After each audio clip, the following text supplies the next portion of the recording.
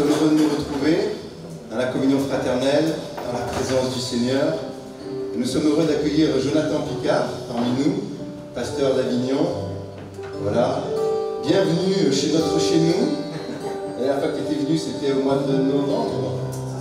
On était là-bas à l'hôtel. Eh bien, sans toi, chez nous. Voilà, nous sommes heureux de commencer ces moments. Et ce chant dit « Ensemble, nous voulons élever notre Seigneur ». Alléluia. Ensemble, nous voulons proclamer son nom. C'est notre désir. Christ, notre vie. Alléluia. Et nous voulons chanter de tout notre cœur. Il nous a donné à tous des merveilleux dons. Et nous voulons les mettre à son service de tout notre cœur. Notre Dieu nous a créés. Amen. D'un amour infini, accepter les uns, respecter les autres, c'est donner gloire au roi des rois. Notre Dieu nous a sauvés, notre Dieu nous a sauvés, rachetés, il nous aime, d'un amour infini, il nous donne à tous de merveilleux dons, pour nous faire grandir ensemble nous voulons élever le roi, ensemble nous voulons proclamer le roi, ensemble nous voulons élever le roi, ensemble nous voulons proclamer le roi. Notre Dieu nous a créés, il nous aime, de l'amour infini, accepter les uns, respecter les autres, c'est donner gloire au roi des rois. Notre Dieu nous a sauvés, rachetés, il nous aime, de l'amour infini, il nous donne à tous de merveilleux dons, à tous de merveilleux dons, pour servir, pour nous faire grandir, ensemble nous voulons élever le roi, ensemble nous voulons proclamer le roi, ensemble nous voulons élever le roi, ensemble nous voulons proclamer le roi.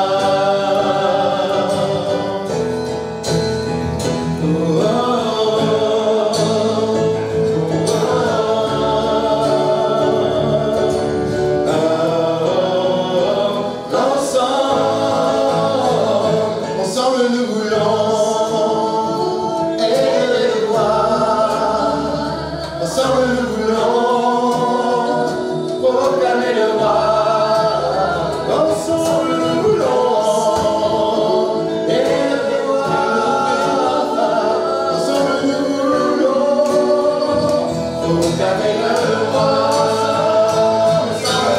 voulons élever le roi, ensemble nous voulons proclamer le roi, ensemble nous voulons élever le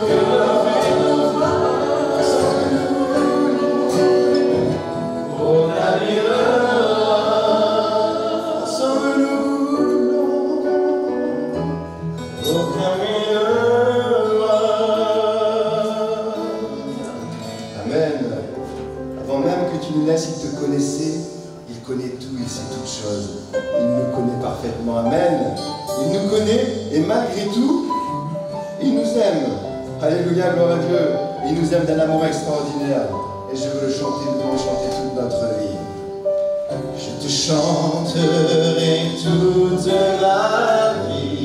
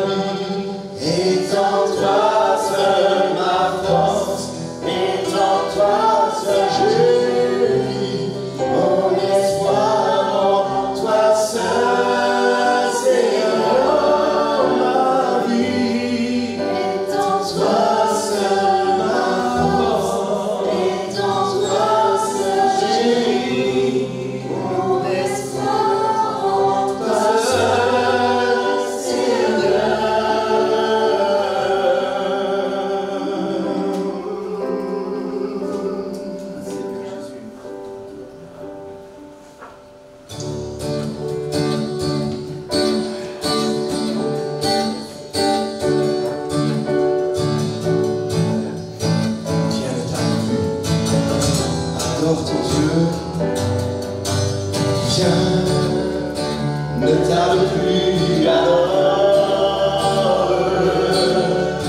Viens, ne tarde plus de ton cœur.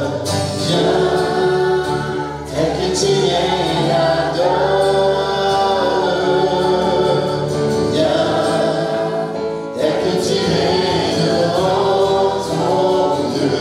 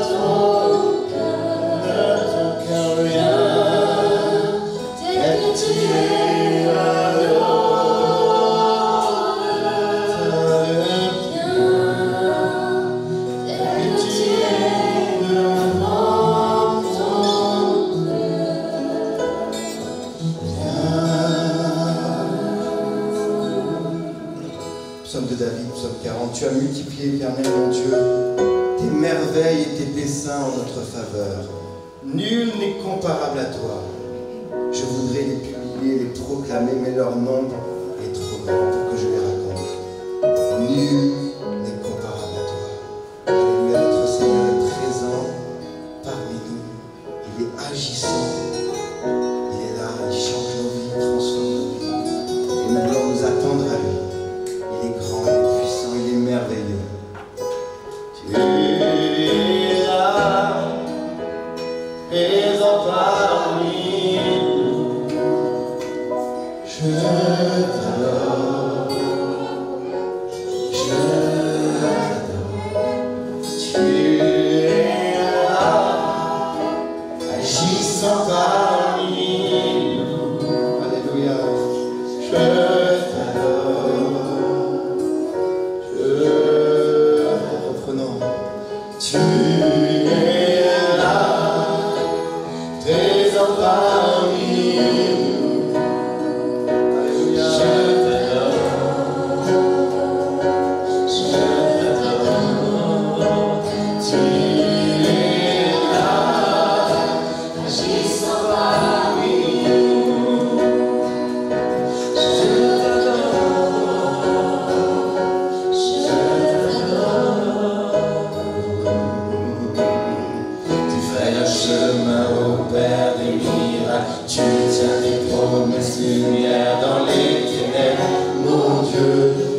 ce que tu es.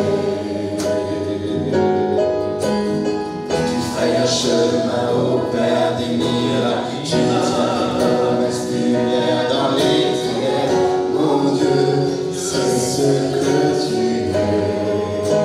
Tu es là, présent parmi nous. Je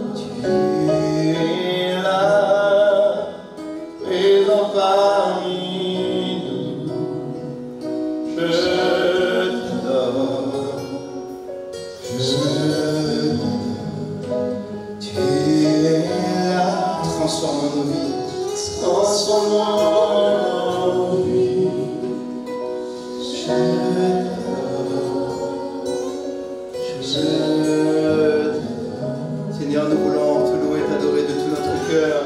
Merci pour ta présence. Amen.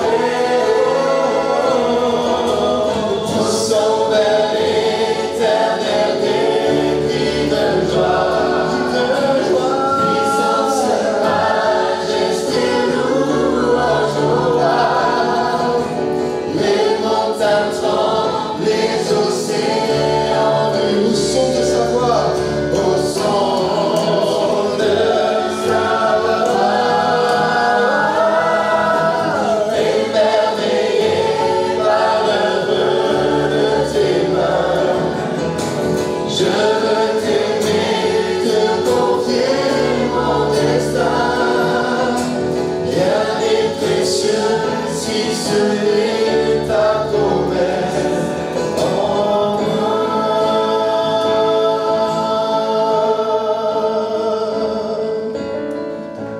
Mon Jésus, mon Sauveur, rien n'est comparable à toi. Tous les jours, je vais chanter tes merveilles de ton amour.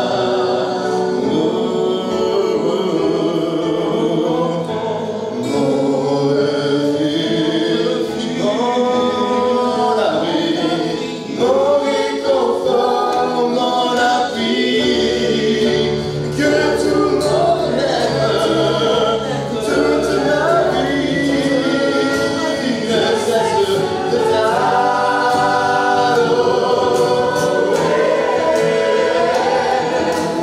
Poussons vers l'éternel qui de joie, puissance, majesté, louange au roi. Les montagnes tremblent, les océans rugissent au son de ta voix. Émerveillé par l'œuvre de tes mains, je veux t'aimer, te confier mon destin. Rien n'est précieux si ce n'est ta promesse en moi.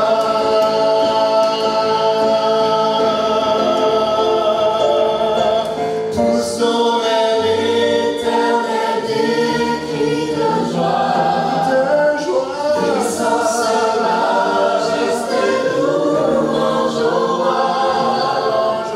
Les montagnes tremblent, les océans rugissent au son de ta voix. Émerveillé par l'œuvre de tes mains, je veux t'aimer, te confier mon destin. Rien n'est précieux si ce n'est ta promesse. Oh, rien n'est précieux si ce n'est ta promesse. Oh, rien n'est précieux si ce n'est ta promesse.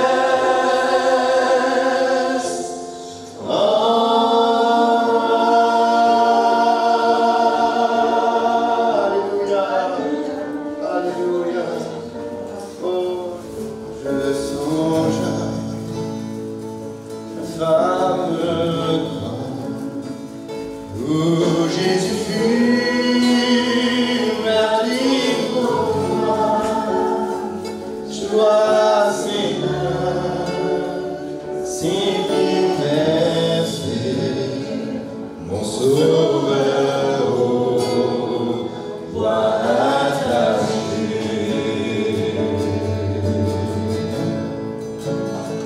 son corps lié de l'âme trempée dans le tombeau fut déposé, l'entrée scellée du lourd de plaie, le Messie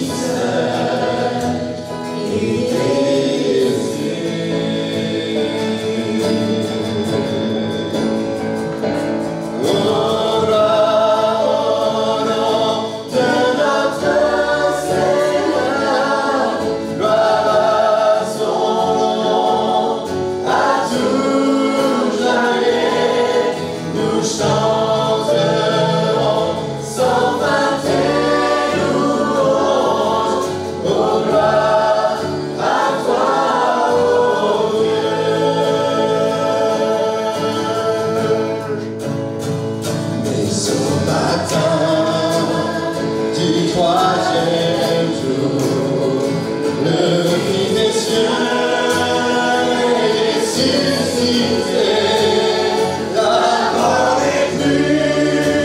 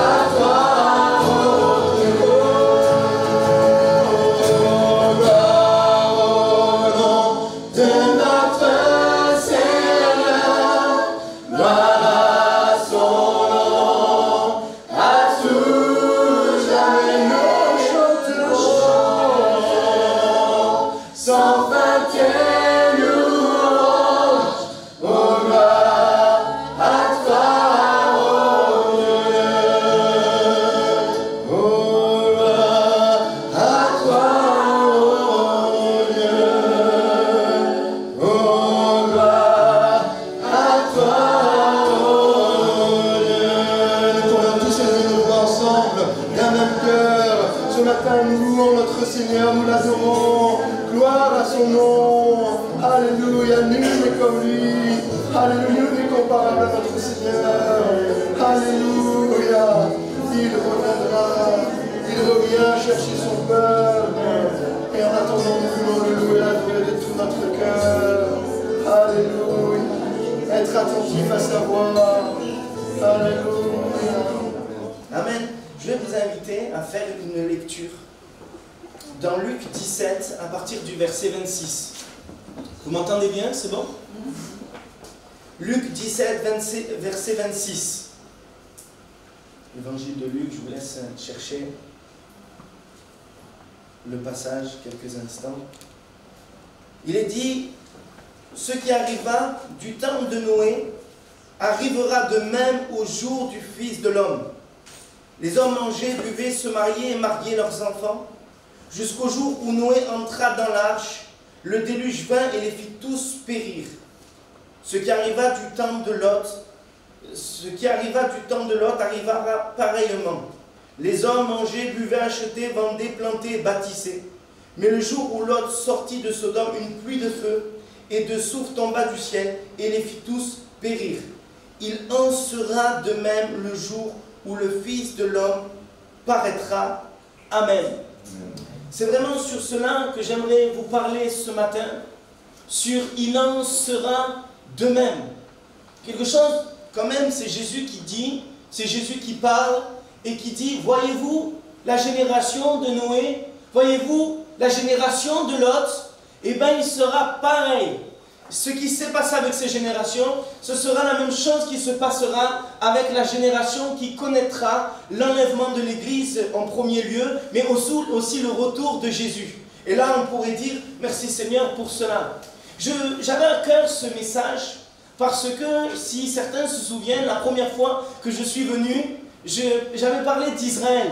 Vous savez, l'image du figuier, là, regardez en comparaison tirée du figuier, ce que nous trouvons dans Matthieu 24, où quand ses feuilles deviennent tendres, c'est le rassemblement depuis 1948 d'Israël, où les Juifs continuent à rentrer et à rentrer encore dans leur pays. Ceci annonce aussi le rassemblement des rachetés dans la patrie céleste. Amen. Amen. Bonjour mon frère. Laisse prendre place. Ça arrive souvent à Bignon aussi. Voyez-vous, c'est quelque chose d'important et nous avons regardé ça. Mais là, il y a un éclairage supplémentaire quand même dans Luc 17. Parce que le Seigneur a mis dans mon cœur de parler de cela. Parce que depuis que je suis venu, je ne sais pas si vous avez fait attention, ça aurait pu aller en s'arrangeant. Hein? Non. Et ça va en empirant. À chaque fois, il y a des événements qui se rajoutent. Alors c'est vrai, merci Seigneur, on n'a plus le masque, on n'a plus tout ça, les contraintes sanitaires pour le moment. Mais c'est vrai qu'on entend encore des choses qui sont écrites dans la parole de Dieu, qui seraient comme les douleurs de l'enfantement, qui ne cessent de s'accélérer. Et c'est pour cela, mes frères et sœurs, c'est dans ce but, mes frères et sœurs, de nous maintenir éveillés. Parce que le Seigneur veut absolument que nous tous ici présents, ailleurs, nous ne loupions pas le moment où Jésus va venir chercher son Église. Et si vous clignez des yeux, j'espère que vous êtes prêts, parce que ça se passera en un clin d'œil. Et c'est pour cela que le Seigneur nous donne des textes et qui répond à ses disciples dans Luc 17, quand il dit, voici, il en sera de même. Il y a là un éclairage, bien évidemment, dans ce texte, parce qu'il nous dit, il y aura des similitudes. C'est pour notre enseignement, c'est pour que l'on observe ensemble ce qui s'est passé avant. Pour qu'on se dise, mais il faut que je sois prêt. Il faut absolument que je sois prêt parce que Jésus revient bientôt. Amen. Et on va voir un petit peu des points différents. Et le premier point que j'aimerais voir quand même avec vous, c'est que ce soit la génération de Noé, celle de Lot ou la nôtre, ou celles qui nous ont précédés aussi, il y a quelque chose qui est en commun. C'est l'attente. Voyez-vous, mes frères et sœurs, nous pouvons vivre tous des difficultés personnelles. Il y a des combats personnels. Il y a des combats, par exemple, la maladie, la perte d'un proche, des combats que nos frères et sœurs ne peuvent pas comprendre et ne connaîtront pas.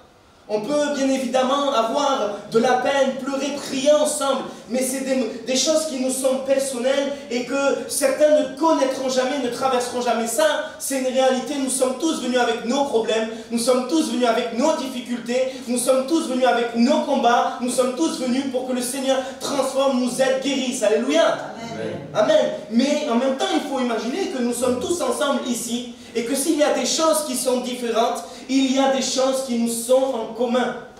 Il y a des épreuves qui nous sont en commun. Il y a des choses que nous vivons qui nous concernent tous. Et c'est cela qui est important de comprendre, que ça fasse 5 ans, 10 ans, 5 minutes, 35 ans, 50 ans que nous sommes convertis. Il y a une épreuve qui est devant nous et c'est l'épreuve de l'attente.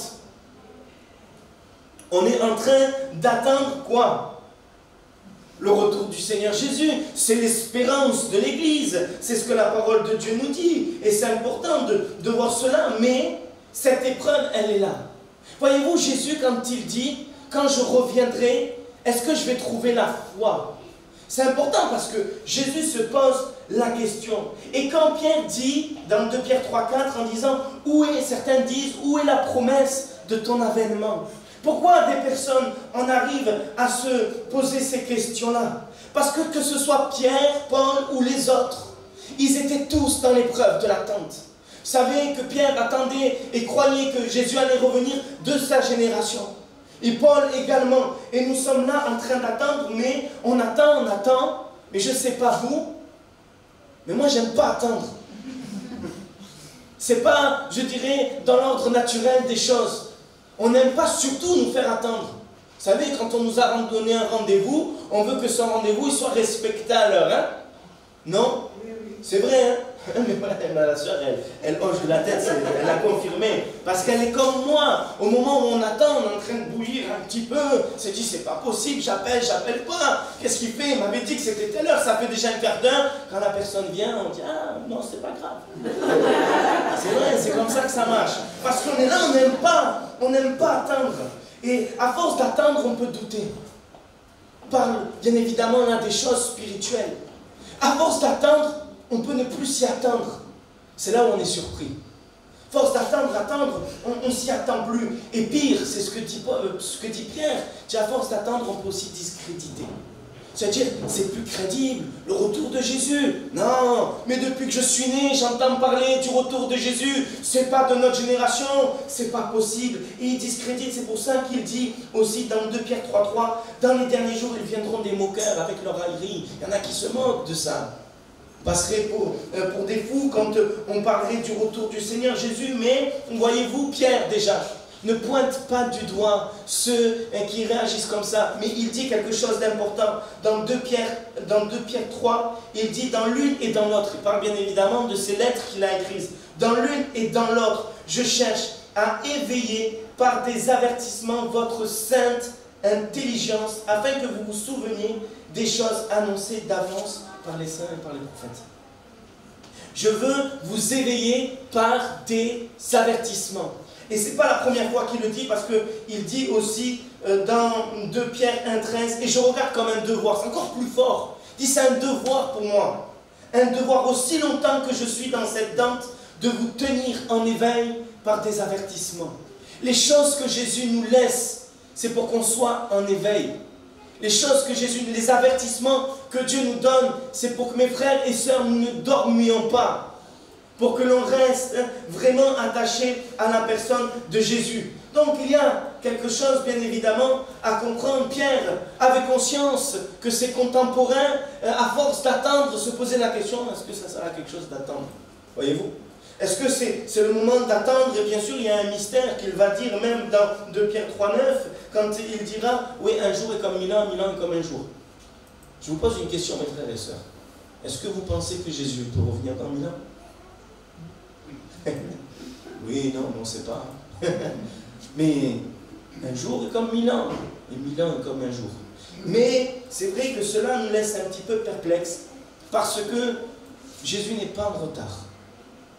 Jésus n'est pas en retard. Et même si l'attente, elle semble interminable pour chacun d'entre nous, il nous faut être prêts. Et qu'est-ce que Jésus fait pour que l'on soit prêt? Il nous dit, observez certaines choses. observez les générations de Noé. Observez les générations de Lot et ce qui s'est passé avec Noé et avec Lot. Par ce qui s'est passé, il se passera de même. Ce sera pareillement. J'aime beaucoup ce mot, parce que ce sera pareil. Donc, bien évidemment, il y a quelque chose d'important à comprendre. Déjà, c'est ce que nous dit, il y a l'épreuve de la tente qui était là, mais il y a ces générations de Lot et de Noé qui ont eu un tronc commun, comme aujourd'hui de nos jours, ils ne prennent pas au sérieux les avertissements de Dieu. Ils n'ont pas pris au sérieux. Cette question elle était posée, c'est quand est-ce que tu reviens? Et ça c'est important. Et Jésus nous a avertis. Voyez-vous, la parole de Dieu nous a avertis, mes frères et sœurs, non? Elle nous dit tout. Elle nous avertit de ce qui va se passer. Jésus ne nous cache rien. Il dit, cette génération ne passera point que tout cela n'arrive. Mais la génération de Noé et de Lot, ils n'ont pas pris au sérieux les avertissements donnés. Et c'est ce que nous voulons. Nous ne voulons surtout pas rater. Imaginez quelques instants, mes frères et sœurs. Si tout le monde part ici, qu'on est la seule personne à rester. Cligne des yeux, on est tout. On s'en voudrait pas, non? Le Seigneur, il veut que l'on soit prêt. Il veut nous maintenir en éveil. Parce qu'il ne veut pas, dans son amour pour nous, que l'on loupe le moment où Jésus va revenir. Amen. Donc, il faut prendre au sérieux cela. Et il dit, voilà, est-ce que quand je reviendrai, je trouverai la foi? Je vais vous dire, mes frères et sœurs, il faut que l'on s'approprie ce texte-là. Quand Jésus dit la foi, ce n'est pas la foi en le fait que Jésus est mort pour nous à la croix. Non. Quand je reviendrai, est-ce que je trouverai la foi en mon retour? Est-ce que la foi, elle est dans mon cœur? Le Seigneur pourrait nous dire, quand je reviendrai, est-ce que je vais trouver la foi dans ton cœur? En mon retour. Est-ce que tu auras pris les dispositions? Est-ce que tu auras pris tes précautions? Parce que je reviens bientôt. Et c'est ce que le Seigneur veut pour chacun de nous. Voyez-vous, il est parlé de Noé et de Lot, mais ce sont des personnages qui sont cités dans Hébreux 11 ou 12 plutôt, où il est parlé des héros de la foi. Noé fait partie de ces héros de la foi. Et dans 2 Pierre 3, 17, il dit, vois donc, bien-aimés, vous qui êtes avertis, mettez-vous sur vos gardes. C'est important pour nous, mes frères et sœurs. Est-ce que vous êtes sur vos gardes? Est-ce que, sachant que vous êtes avertis, vous êtes prêts? Vous voyez voir, on va finir ensemble ce message important, parce que ces questions, on va y répondre au fur et à mesure. Voyez-vous, Noé, il est dit dans Hébreux 11, 12 plutôt, Noé divinement averti des choses qu'il ne voyait pas encore. Noé était averti. Dieu est venu voir Noé, il lui a dit, voilà ce qui va se passer, voilà comment tu vas faire, voilà qu'il n'y aura plus de pluie et tu vas construire une arche et cette arche-là sera le moyen que tu te sauves, toi et ta famille. Mais en même temps, Noé avait reçu les instructions de parler pendant 120 ans du moins, d'annoncer la justice de Dieu, de ce que Dieu allait faire, et c'est ce qu'il fait. Et imaginez un petit peu le discours de Noé, non? Voilà, mes chers contemporains, ce qui va se passer. Je vais construire une arche parce que Dieu m'a dit qu'il allait avoir un déluge, mais qu'il n'y aurait pas de pluie jusqu'à là. Voyez-vous, mes frères et sœurs, ceux qui étaient présents dans cette génération-là n'ont pas accordé du crédit. Ce n'était pas crédible pour eux. Ils ont dit, ah non, ça c'est pas pour nous, ils se sont moqués. Maintenant, allez dans la rue, mes frères et sœurs, et dites, voilà ce qui va se passer. Notre corps corruptible, à nous qui avons cru, va revêtir l'immortalité. Jésus va revenir parce qu'il est vivant en un clin d'œil. On va être transportés dans les nuées. Vous croyez qu'ils vont réagir comment? Vous croyez qu'on dira, ah oui, c'est crédible, ça, oui, ça paraît totalement logique. Non, je crois que ce que je vois, ça c'est ce que le monde dit. Et voyez, pourtant, Noé a gardé la foi, et il nous faut absolument garder la foi, malgré le chantier, je dirais, pharaonique que cela représentait. Oh, un seul homme avec ses fils, là, pour construire une arche. Qu'est-ce qu'une petite église peut faire dans une telle région que Montpellier ou l'Hérault? Faire ce que Dieu nous demande de faire. Amen. Faire ce que Dieu a prévu pour chacun d'entre nous. Même si ceux qui n'ont pas cru, ils n'ont pas pris les avertissements au sérieux, ils se sont fait piéger. Ils se sont fait piéger. Et c'était pareil avec, vous savez, Lot et la génération de Lot. Même ses gendres ont cru qu'il plaisantait. Vous relirez le texte. Même, ils ont cru qu'ils plaisantaient, d'ailleurs, ils vont périr. C'était quelque chose de très grave. Et voyez-vous, c'est quelque chose qui est en commun. C'est cette similitude. Voyez-vous, il sera pareil. Qu'est-ce qui est pareil? Déjà, premièrement, c'est que notre génération ne prend pas au sérieux les avertissements de Dieu. Quand on voit tout ce qui se passe au niveau de tous les bruits, qu'on en ait guerre et les bruits de guerre, mais les catastrophes naturelles et les signes moraux, ne prennent pas au sérieux la parole de Dieu. Et c'est important de réaliser que ça, c'est un tronc commun avec ce qui se passait avec ces deux générations. Moi, je me posais une question quand même. Est-ce que quand Noé a commencé, dans les premières années de sa vie, est-ce qu'ils étaient vraiment tous à dire non, c'est pas vrai? Peut-être qu'ils ont eu quand même un doute. Hein. Peut-être, on ne sait pas, la Bible, elle ne nous dit pas. Mais pendant peut-être 10 ans, 5 ans, il y avait quand même doute. On allait quand même voir, on regardait le ciel pour savoir s'il n'allait pas avoir un déluge. Mais au bout de 10, 20, 30, 40, 100 ans, bon alors là, c'est plus crédible du tout, c'est plus possible. Et pourtant, ils ont loupé, ils n'ont pas pu traverser cette épreuve de l'attente, ils n'ont pas pris au sérieux les avertissements de Dieu. Donc c'est important pour nous de pouvoir vraiment s'attacher à ça. Voyez-vous mes frères et sœurs, on est tous d'accord pour dire que Matthieu 24, on le lit souvent, non? Dès qu'il y a un événement. Non? Ah, je suis le seul. Faites-le alors. Matthieu 24, c'est vrai qu'on parle des signes et ça nous fait peur. On dit Seigneur, est-ce que je vais connaître, pas connaître, c'est pas ce que tu viens avant, après, on ne sait pas, oui, mais il n'y a pas que Matthieu 24. Il y a aussi Matthieu 25. Et Matthieu 25 nous parle justement d'une parabole où Jésus va donner. Parabole, connaissez, des 10 vierges. Et il est dit, alors le royaume des cieux sera semblable à 10 vierges qui, ayant pris leur lampe, allèrent à la rencontre de l'époux. Il y en avait 5 qui étaient sages et 5 qui étaient folles. Pourquoi certaines étaient sages et pourquoi les autres étaient folles? Pourtant, elles étaient tous là pour aller près de l'époux. Quelle était la différence? La différence, c'est que certaines avaient réfléchi en prenant en réserve de l'huile. Connaissez ce passage? Elles sont, avant de partir, elles se sont dit oui, mais quand même, ça serait quand même mieux de prendre un peu d'huile avec nous, au cas où. Elles ont pris de l'huile, les autres n'ont pas pris de l'huile. Mais la Bible nous dit, comme l'époux tardait, tous s'assoupirent et tous s'endormirent.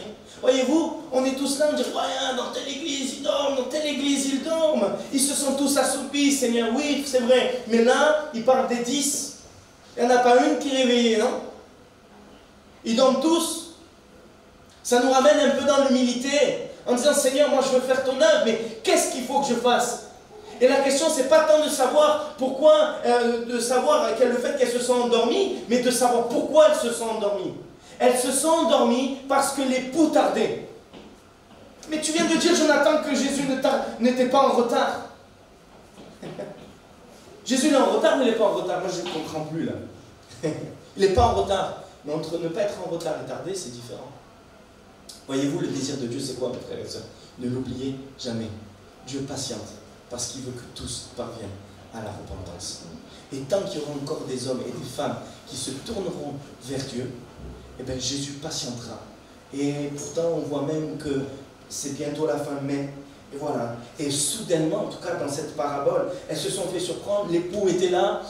Passez-nous un peu d'huile, s'il vous plaît. Non, on n'en aura pas assez pour nous-mêmes. Allez en acheter ailleurs. Voyez-vous, quand la porte de la grâce sera fermée, ça ne sert à rien d'aller dans telle et telle église. Il n'y aura plus d'huile. Mes frères et sœurs, ce qu'il faut se poser comme question, Seigneur, est-ce qu'il me reste de l'huile? Est-ce que mes frères et sœurs, vous avez en réserve de l'huile? L'huile, bien évidemment, on va dire, c'est l'image du Saint-Esprit, mais est-ce qu'il me reste ma communion avec Dieu? Est-ce que l'essentiel de ma vie, c'est de passer du temps dans la présence de mon Dieu? Pas seulement à l'église, mais tous les jours être prêt. L'église, c'est tous les jours. En tout cas dans la parole de Dieu. Donc pour nous, l'église, ça doit être tous les jours, même si on n'est pas tous les jours ensemble. Amen. C'est tellement... Est-ce que nous avons encore un peu de l'huile et nous reviendrons sur ça, mes frères et sœurs, parce que c'est ça qui est important. C'est qu'on reparte et que quand on vient le dimanche, on ait de la réserve. J'avais dit, tout le monde dira Amen. C'est ça. En Montpellier, vous ne voulez pas dire Amen. Voyez-vous, c'est important parce que cette similitude, elle est vraie. Mais bien évidemment, quand on pense à Noé et à Lot, on pense à ces deux générations qui sont perverties. Et on se dit, mais la perversion de notre vie, de notre monde aujourd'hui, il est réel.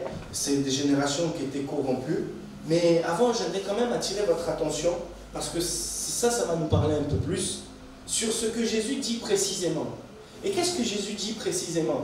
Il en sera de même, mais qu'est-ce qui sera de même? Il compare ces générations, mais qu'est-ce qui ressemble vraiment? Il dit, ils mangeaient, ils buvaient, ils bâtissaient, ils construisaient leur vie. Et quand on regarde ça, on pourrait se dire, ah Seigneur, moi je ne comprends plus trop ta volonté. Est-ce que tu es contre ces choses-là? Est-ce que Dieu est contre le mariage? Merci, je vois tout le monde.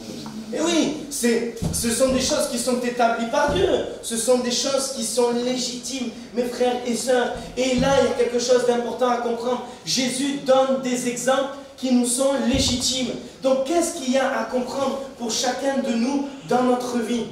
Jésus est en train de dire, voyez-vous, ces exemples du quotidien sont légitimes. Il faut manger, il faut boire, ok, pas de problème. Mais c'est quand ces choses-là prennent la première place dans nos vies. Quand ces choses-là, le fait de se marier, de bâtir, ça devient comme un but essentiel de nos vies. Aujourd'hui, réussir sa vie, c'est construire sa maison. Aujourd'hui, réussir sa vie, c'est de rouler en belle voiture, c'est d'avoir beaucoup d'enfants. Quand on en a déjà deux, après tu réfléchis à en faire un troisième parce que c'est quand même du travail. Voyez-vous, c'est tellement important ça, parce que ce sont des choses, et c'est comme ça qu'on réussit notre vie aujourd'hui. Quand vous posez la question aux jeunes qui ont 16 et 17 ans, tu leur dis c'est quoi? Qu'est-ce que tu veux? J'aimerais me marier, j'aimerais avoir un travail, j'aimerais bâtir ma maison, mais c'est bien.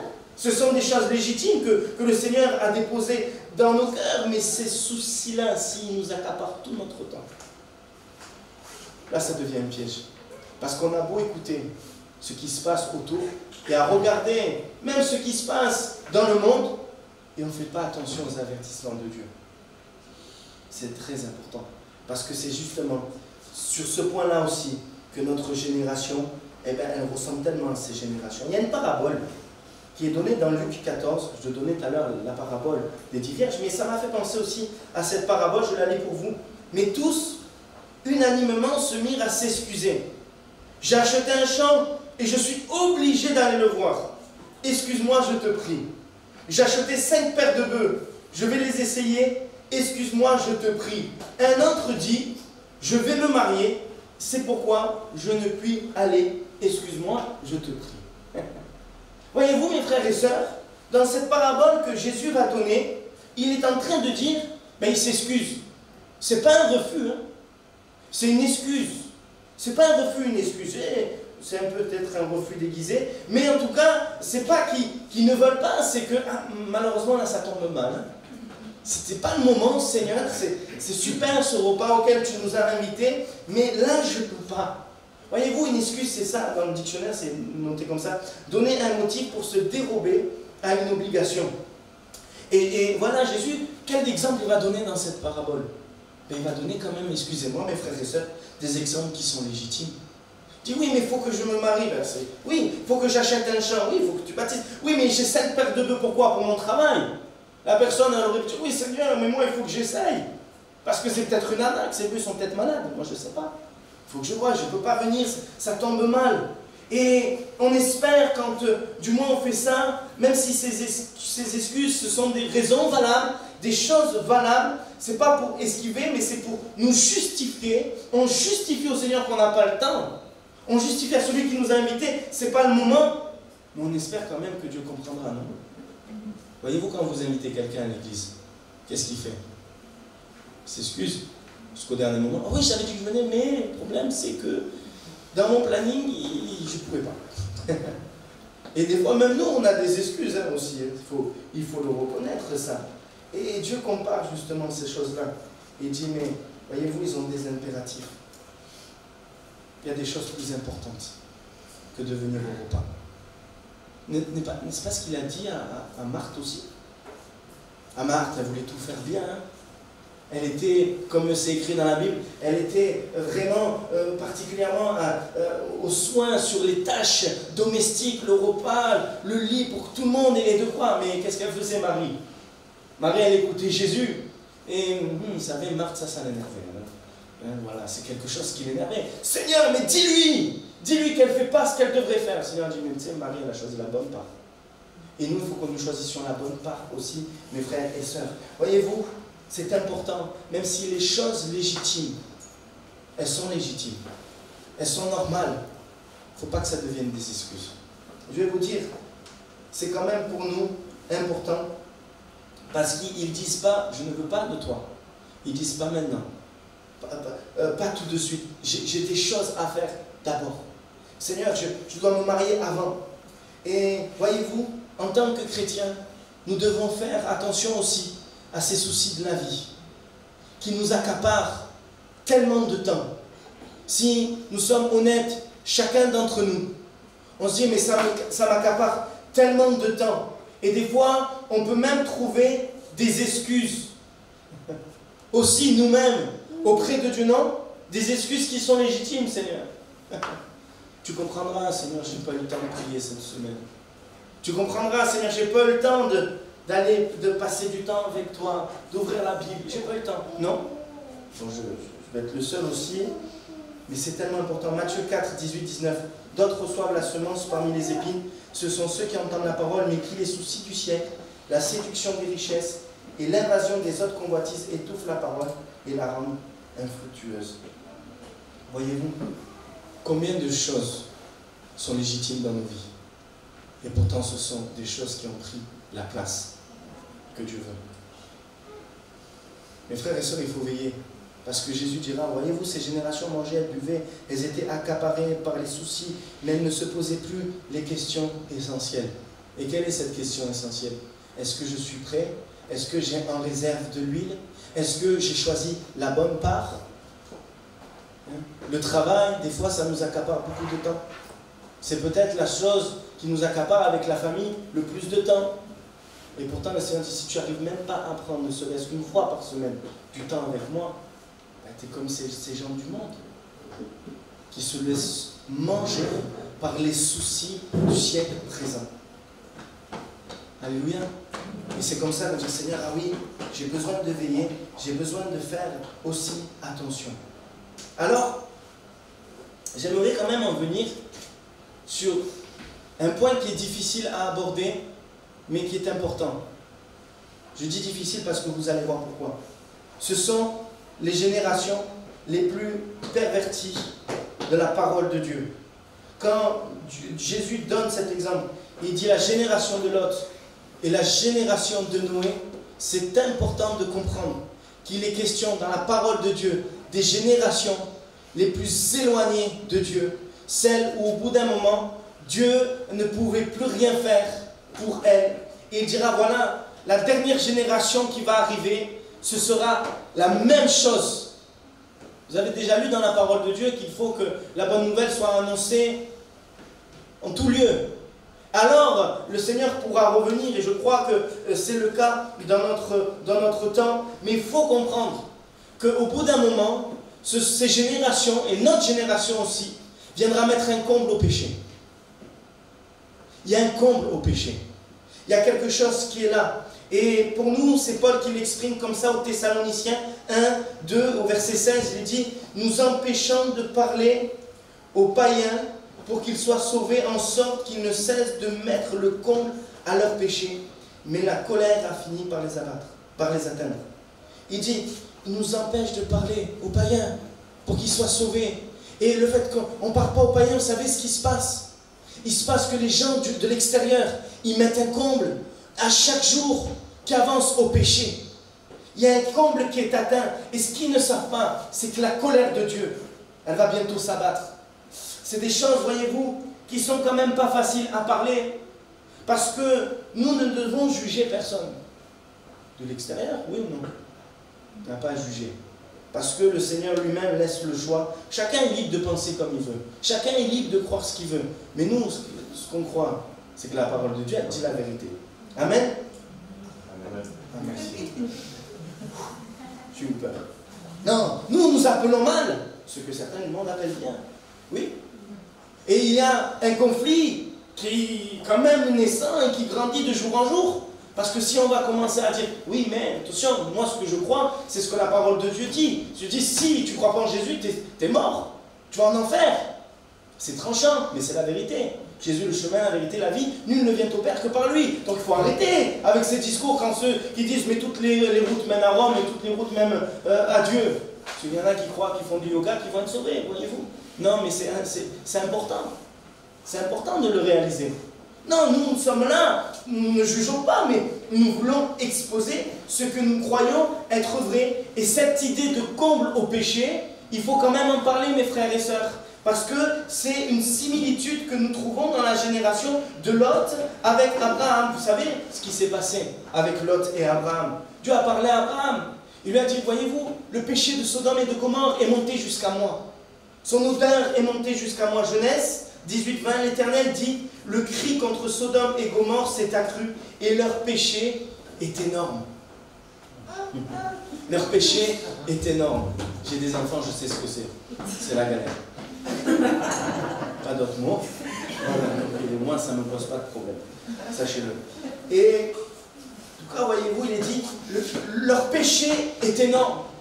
Dans la version d'Arby, la plus proche de la parole de Dieu, il dit car leur péché est très aggravé. La version Crampon dit leur crime est arrivé au comble. C'est un crime. Il y a quelque chose dans cette génération de Sodome et de Gomorrhe qui a fait que Dieu a dit là, c'est arrivé au comble. C'est très grave. Voyez-vous? Nous avons, nous, l'habitude, mes frères et sœurs, bien évidemment, de dire et d'entendre qu'il n'y a pas de grand et de petit péché. Hein? Vous l'avez déjà entendu? Non, il n'y a pas de grand et de petit péché. C'est vrai, parce que le péché, c'est manquer le but. C'est manquer la cible, dans ce sens, c'est vrai. Parce que si je passe à côté de ce que Dieu veut pour moi dans ma vie, bien évidemment, c'est le péché. Et après, il y a les conséquences du péché. Ok, ça c'est vrai. Mais quand même, le comble au péché, c'est du sérieux. Parce que d'ici, il n'y a pas de petit, de grand péché. Il y a des choses qui vont se passer, qui viendront mettre un comble au péché. Il y a des choses qui feront que le péché va devenir très, très, très grave. Voyez-vous? Et ça, il faut que nous, on en ait conscience. Parce que Jésus dit, voyez-vous, quand je vais revenir, ça sera de même. Ils auront mis un comble au péché. Ils auront mis un comble au péché. Cette génération de la fin mettra un comble au péché.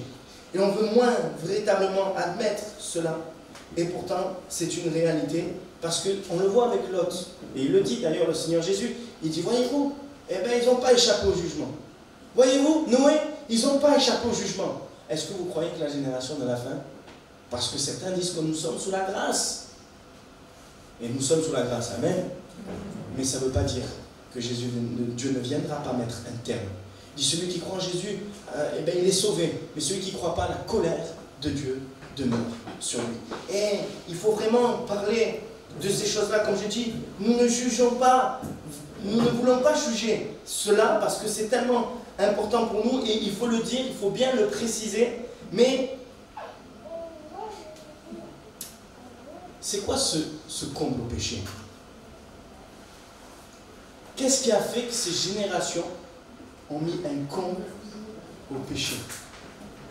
Excusez-moi de parler directement, mais c'est l'homosexualité. Voyez-vous, c'est changer ce que Dieu a établi dans l'ordre naturel des choses et d'en faire des choses qui deviennent contre nature.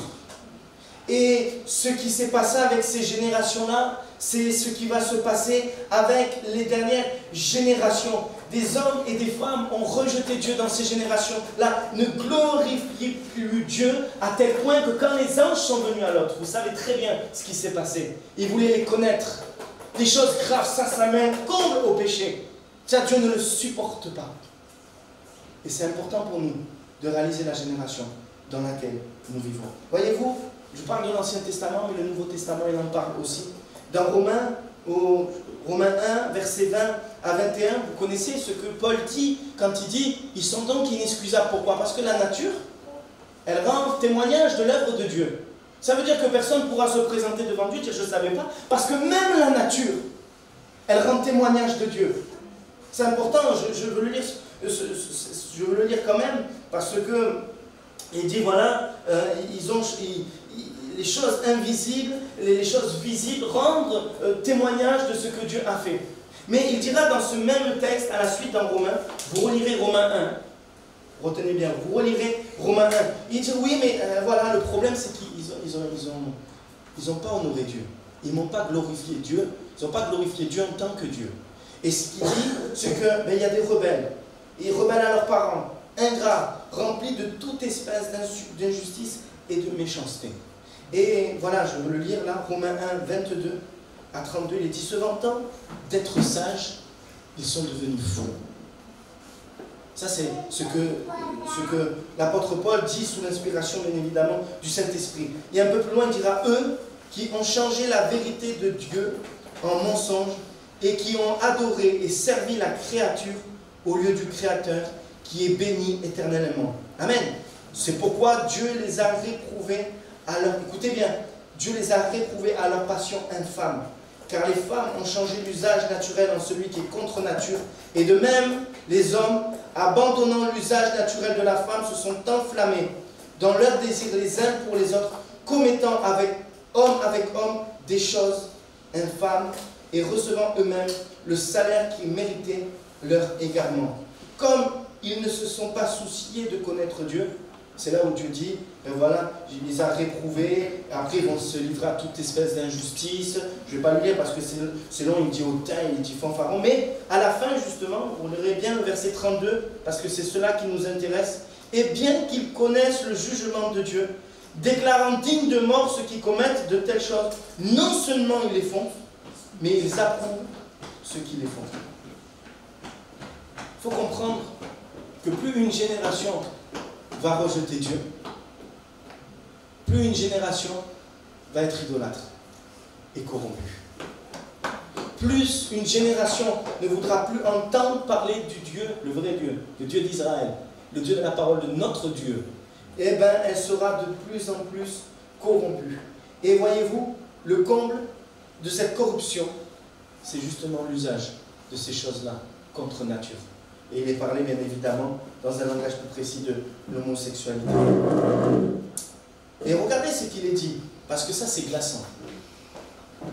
C'est glaçant. Non seulement ils les font, mais ils approuvent ceux qui les font. Voyez-vous, ce que cela veut dire, quand il dit « ils approuvent ceux qui le font », le mot grec qui est utilisé va donner un sens plus fort. Pas seulement approuver, mais il est dit, en plus de commettre ces choses-là, ils enseignent aux autres de faire les mêmes choses. Ils enseignent aux autres de faire les mêmes choses. Voyez-vous, mes frères et sœurs, c'est du jamais vu presque dans l'histoire. Aujourd'hui, combien ces choses-là montent, combien ces choses-là sont des réalités. Certains pensent être nés comme ça. Je ne juge pas qu'il y ait des problèmes dans l'enfance, compliqués, ok. Mais c'est parce qu'on enseigne ça aujourd'hui. C'est parce qu'un enseignement, on peut choisir ce que l'on veut être. On peut naître homme et au final devenir une femme. On enseigne à l'âge de 3-4 ans dans le maternel. Ces choses-là, ce sont un comble au péché.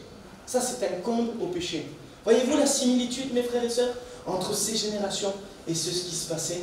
Parce que c'est un affront à Dieu. Le mariage pour tous, par exemple. C'est un affront à Dieu. Et ce que nous voyons là aujourd'hui, ce n'est que le comble de ce que Dieu est la conséquence de ces choses-là. Et il faut vraiment qu'on réalise que toutes ces choses-là, pour notre Dieu, c'est une abomination. Dieu aime tout le monde, mais il n'aime pas le péché. Il n'y a pas de grand, de petit péché, non, mais il y a des choses qui viennent remettre un comble au péché. Et c'est là que Jésus reviendra. Alléluia. Alors ça paraît rien, mais ces choses-là, on vient toucher au fondement de ce que Dieu a établi. Le mariage, c'est Dieu qui l'a établi. L'ordre des choses, c'est Dieu qui l'a établi. Et quand il y a des choses qui se passent comme ça, le seul résultat, alors ne soyez pas surpris de ce qui se passe dans le monde, parce que le seul résultat, c'est forcément le chaos et le désordre. C'est forcément le chaos et le désordre. C'est comme cela que ça doit se passer, excusez-moi. Chacun est libre de faire comme il veut, mais nous, en tant que croyants, on doit s'affermir dans ces choses-là et dire, Seigneur, je vais être prêt. Matthieu 24, 33, je finis avec ça. De même, quand vous verrez toutes ces choses, sachez que le Fils de l'homme est proche à la porte. Hébreux 10, 37. Encore un peu de temps, un peu de temps. Celui qui doit venir viendra et ne tardera pas. Jacques 5, 9. Ne vous plaignez pas les uns des autres, frères, afin que vous ne soyez pas jugés. Voici, le juge est à la porte. 1 Pierre 4, 7. La fin de toute chose est proche. Soyez donc sages et sobres pour vaquer à la prière. Voyez-vous, mes frères et sœurs, ce n'est pas parler de ces choses-là pour parler de ces choses-là. Mais Dieu nous encourage. Quand vous verrez toutes ces choses, qu'est-ce qu'il faut qu'on fasse? Qu'on ne se préoccupe pas de ce qui se passe à droite, à gauche, mais que l'on est vraiment, qu'on revienne à l'essentiel. Ce que Dieu veut, c'est qu'on revienne à la prière, à l'adoration, à chercher un cœur à cœur avec lui. Il nous encourage parce que Jésus est à la porte.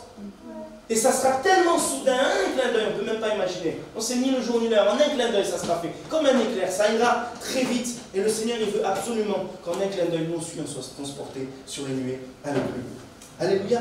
Donc il nous faut, mes frères et sœurs, vivre, chercher à lui être agréable. Et je vais vous dire, la position que vous avez prise, c'est agréable à Dieu.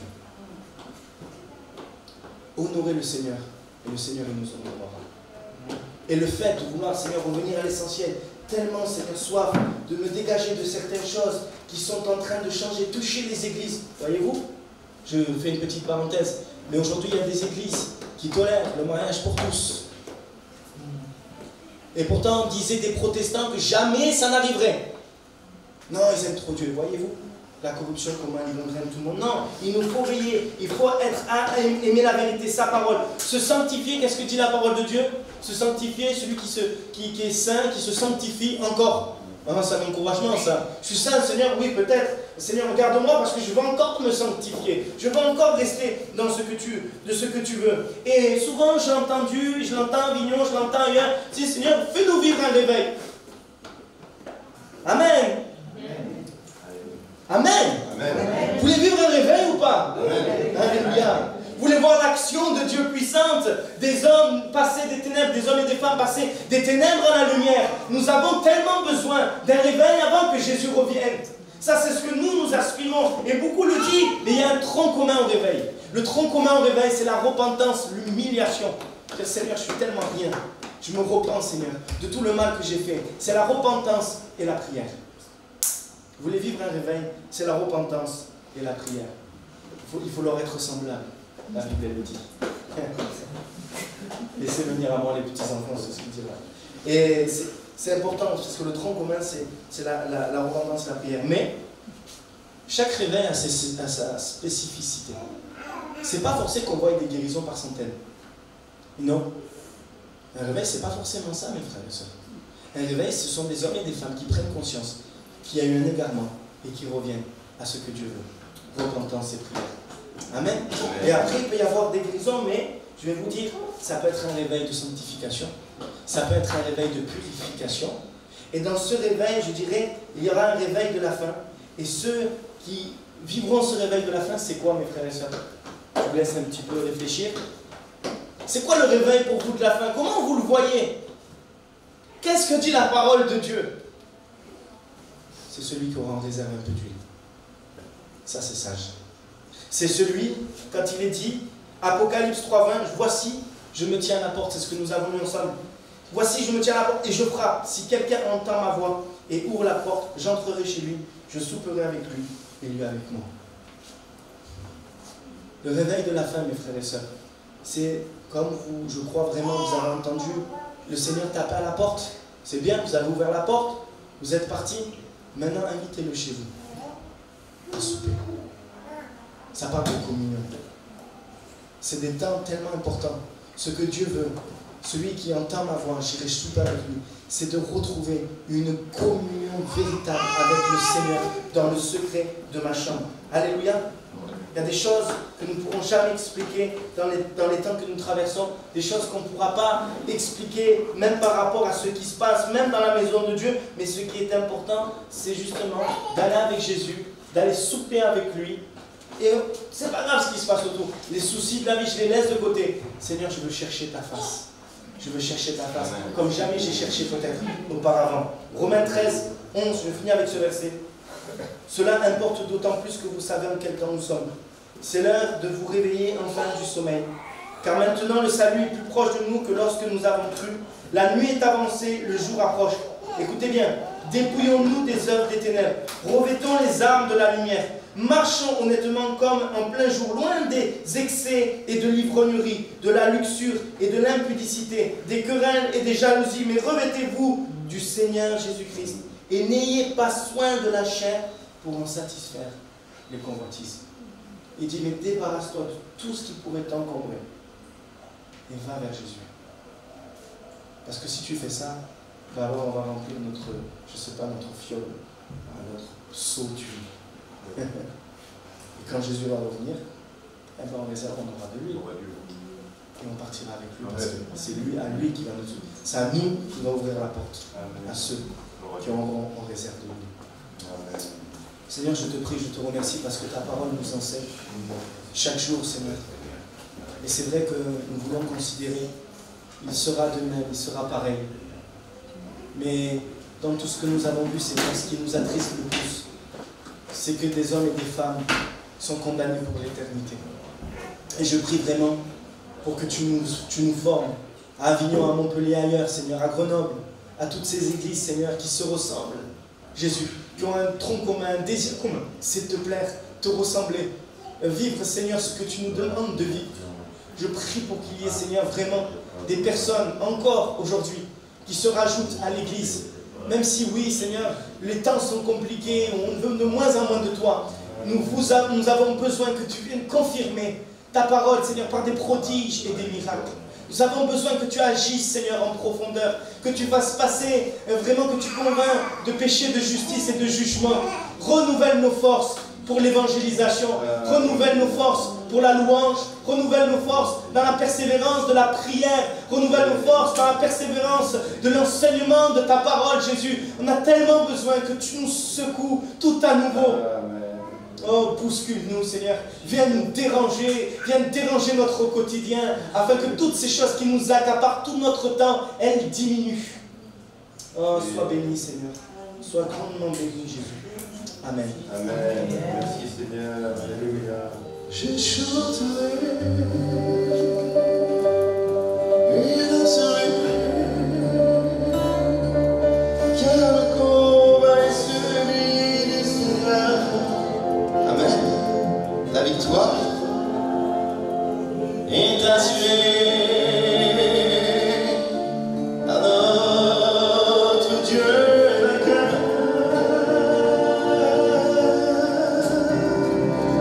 Je chanterai et danserai, car le combat est celui du Seigneur. La victoire, devons revenir à l'essentiel. Ce combat de la foi, nous tenir nous équiper. Le Dieu de victoire habite en moi. Le Dieu de victoire habite en moi. Je marche non par la vue, mais par la foi. Le Dieu de victoire habite en moi.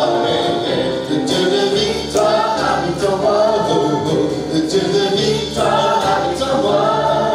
Je marche non par la vue, mais par la foi. Le Dieu de victoire habite en moi. Je chanterai et danserai, car le combat est celui du Seigneur. La victoire est assurée, car notre Dieu est vainqueur. Je chanterai et danserai, car le combat est celui du Seigneur. La victoire est assurée, car notre Dieu est vainqueur.